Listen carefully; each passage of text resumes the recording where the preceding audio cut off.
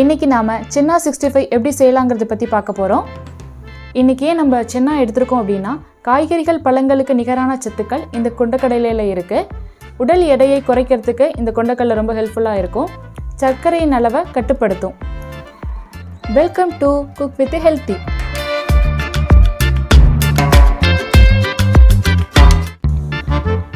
First 8 மணி நேரம் ஊற வச்ச கொண்டக்கடலையை எடுத்துக்கிறோம். அதுக்கு தேவையான அளவு தண்ணி சேர்க்குறோம். அந்த கொண்டக்கடலை மூழ்கிற அளவுக்கு நம்ம தண்ணி சேர்த்துக்கிட்டால் போதுமானது. அடுத்து கொண்டக்கடலைக்கு தேவையான அளவு உப்பு சேர்த்துக்கிறோம்.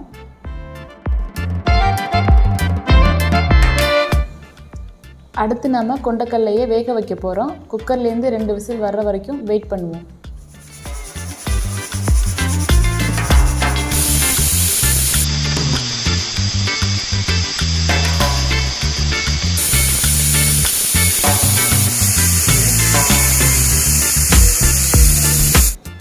ரெண்டு விசில் வந்துடுச்சு. இப்போ நம்ம ஸ்டவ்வை ஆஃப் பண்ணிக்கலாம். இப்போது நம்ம ஸ்டவ்வை பற்ற வச்சு கடாயில் தேவையான அளவு எண்ணெய் ஊற்றிக்கிறோம். எண்ணெய் சூடாகட்டும். வேக வச்ச கொண்டக்கடலையை ஒரு தனி பவுலில் மாற்றி எடுத்துக்கிறோம்.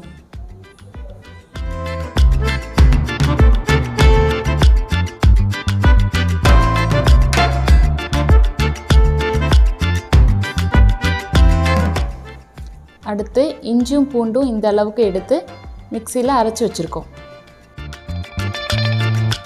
இப்போது இஞ்சி பூண்டு பேஸ்ட் எடுத்து கொண்டக்கடலையில் நல்லா மிக்ஸ் ஆகிற அளவுக்கு பிசைஞ்சு விட்டுக்குவோம்.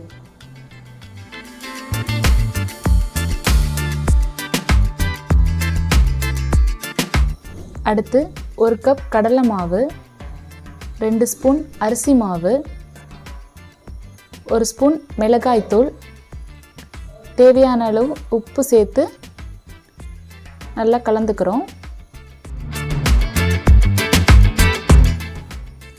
இதுக்கு தேவையான அளவு தண்ணி சேர்த்து நல்லா பிசைஞ்சு விட்டுக்கிறோம்.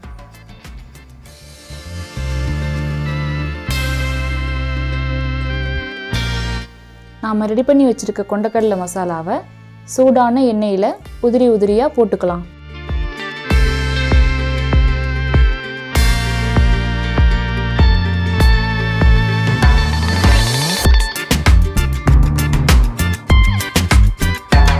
இந்த போறப்பு தான் நல்லா ருசிச்சு சாப்பிட கிடைச்சது.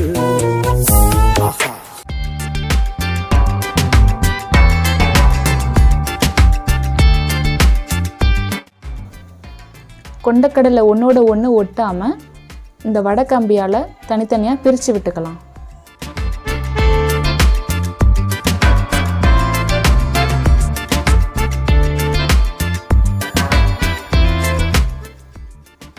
கொண்டக்கடலை பொரிஞ்சு கலர் மாறி வந்ததும் ஒரு கரண்டியை வச்சு எடுத்துக்கலாம்.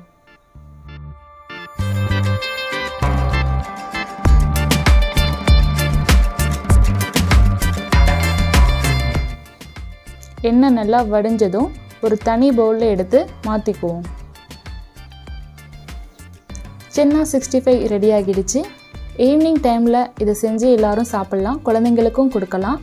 ரொம்ப ஹெல்த்தியாகவும் இருக்கும், ரொம்ப டேஸ்டியாகவும் இருக்கும். மறக்காமல் எல்லோரும் இதை ட்ரை பண்ணுங்கள். இந்த டிஷ் உங்களுக்கு பிடிச்சிருந்துச்சுன்னா குக் வித் ஹெல்த்தி சேனலை சப்ஸ்கிரைப் பண்ணுங்கள். பக்கத்தில் உள்ள பெல் ஐக்கானை ப்ரெஸ் பண்ணுங்கள். தொடர்ந்து நம்ம வீடியோவை பாருங்கள். ஹெல்த்தியாக இருங்க.